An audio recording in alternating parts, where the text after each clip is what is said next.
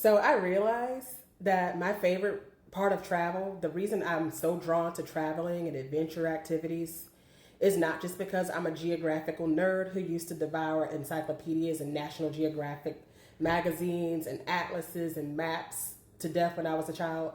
It's not just because I'm a geo nerd who's into the geology of a place who can tell you from the air where exactly we're flying over. It's not just because of my nerdiness that I love travel so much. It's because it's the turbulence on the airplane. It's the landing, the takeoff, that like adrenaline rush that I get whenever the plane is taking off, whenever it lands and it's just zooming. It's that adrenaline rush that I love so much. I actually think I like that more than the actual trip itself. I love getting off planes, jumping off planes, skydiving, getting in the air, parasailing above the ocean, above 20,000 feet of water, up 800 feet in the air and all the way into the stratosphere. Like, I love being that far up in the air. I like thrilling things that most people are scared of. I love.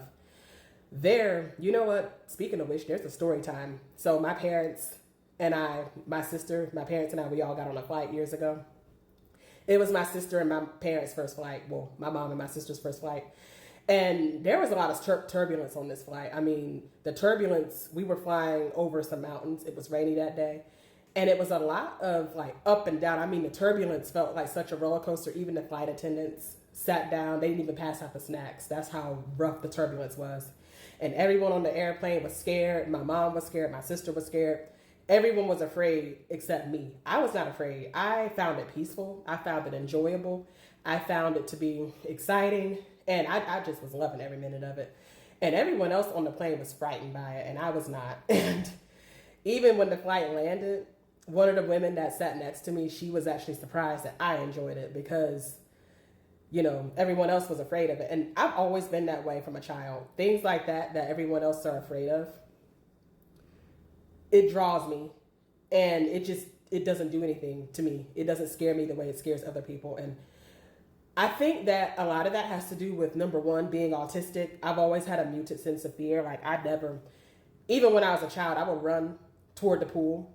When I was 2 years old, I remember we lived next door to a swimming pool, and I would run toward the pool and try to jump into the deepest end of the pool. And I was not even scared. I was not the slightest bit scared of it.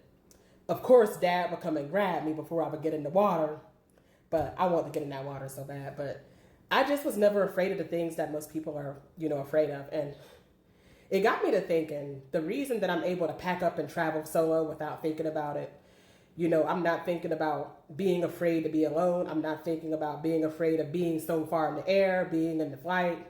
The thought of a plane crash, the thought of the things that people are afraid of being on a flight, those things, I logically understand them, but they don't really occur to me or faze me the way that they do neurotypicals. But overall, I say all of this to say the reason that I like travel so much is because it's the one thing in my life, everything that's adrenaline, everything that's adventurous, everything that's considered risky. It's the one thing in my life that I've felt like I was better than neurotypicals in, and that I felt like it was my superpower.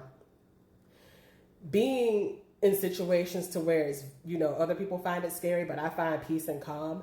Doing things that's risky, doing things that is considered like off the edge, it almost makes me feel kind of godlike, if you will. Like, it makes me feel somewhat divine, somewhat powerful. Like, it makes me feel like I'm my most powerful self in that way. And, I think about over the course of my life, I felt so, inadequate toward my, compared to my neurotypical family members and friends. I felt inadequate when it came to making friends, when it came to understanding social situations, when it came to navigating conversations. And I felt very inadequate in the workforce. I got through school, got my master's degree, but it always felt like, to me, when it came to jobs, all of my neurotypical friends and family did so much better than me. They just understood office politics, and they were better at being able to mask and being able to get through a workday without being burnt out.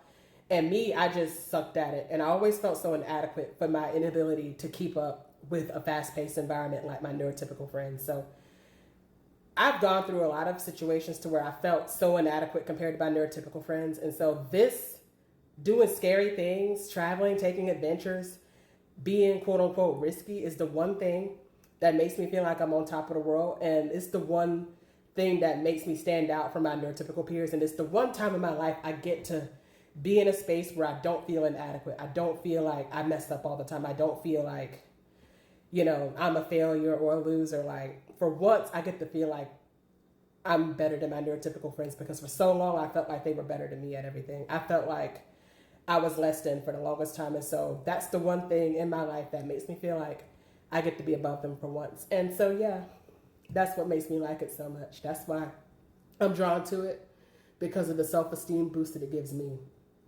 When you live a life as a neurodivergent autistic person in a neurotypical world, you need every little thing that you can get to feel, on top of the world, confident. You need things that boost your confidence, and you need things that make you embrace everything that's right about you, all your superpowers. And so that happens to be mine.